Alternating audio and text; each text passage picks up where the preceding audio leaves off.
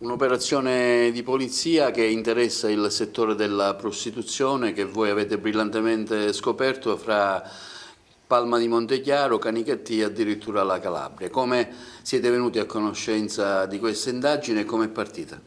Sì, siamo partiti con una denuncia di sottrazione di una donna minorenne, una ragazza minorenne, che ha aperto uno squarcio sull'attività di prostituzione, sul traffico e sullo sfruttamento della prostituzione a Palma di Montechiaro, di prostitute di nazionalità rumena.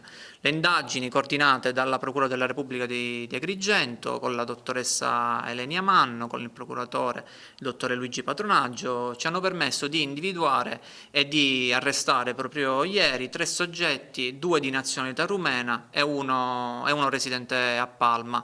L'attività era svolta soprattutto da un soggetto, il Negoita, che da quanto è emerso dalle indagini sfruttava 6 donne di nazionalità rumena e addirittura riusciva a sfruttare la consuocera del soggetto rumeno. Abbiamo svolto un'attività di indagine mista, sia con attività tecniche di intercettazioni ambientali e telefoniche, ma anche di riscontri con il controllo del territorio, e per cui sono stati individuati i clienti e tutto il giro di questi soggetti di nazionalità rumena. I luoghi di prostituzione erano i più vari, si passava dalle autovetture dei clienti, dalle autovetture degli sfruttatori, degli immobili messi a disposizione dai soggetti di nazionalità rumena, e addirittura dai giardini pubblici di Palma di Montechiaro. Questo è l'aspetto forse più degradante che è emerso da questa indagine.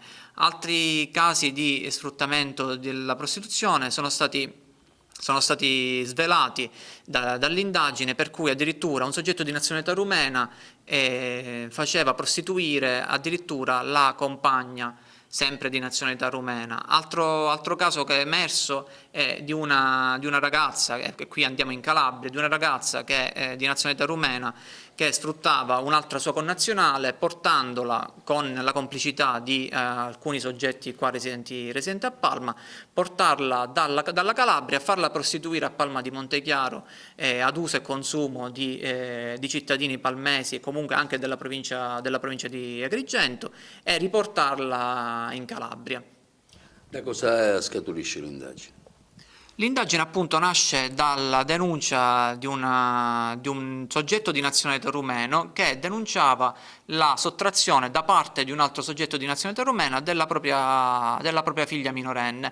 Da qui abbiamo aperto uno squarcio sul degrado che era di questa comunità rumena a Palma di Montechiaro, e sono emersi svariati episodi di sfruttamento e favoreggiamento della prostituzione. Le prestazioni sessuali erano di diverso tipo, dipendeva dalla prostituta, da quanto si doveva fermare presso l'abitazione del cliente. Quindi stiamo parlando di un 200, 300, 400 euro per quanto riguarda soggetti anziani che usufruivano di prestazioni sia sessuali che di badante, fino a un prezzo molto più basso di 15-20 euro.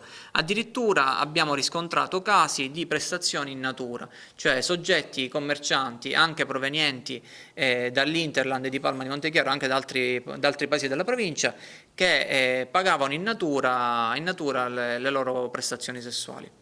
Particolare violenza no, per fortuna no, però abbiamo riscontrato episodi di particolare degrado, cioè abbiamo riscontrato prostitute che lamentavano di non aver potuto svolgere le proprie prestazioni sessuali perché magari nella macchina avevano trovato un minore, o perché un minore si era svegliato essendo all'interno dell'abitacolo e non avevano potuto esercitare la propria professione.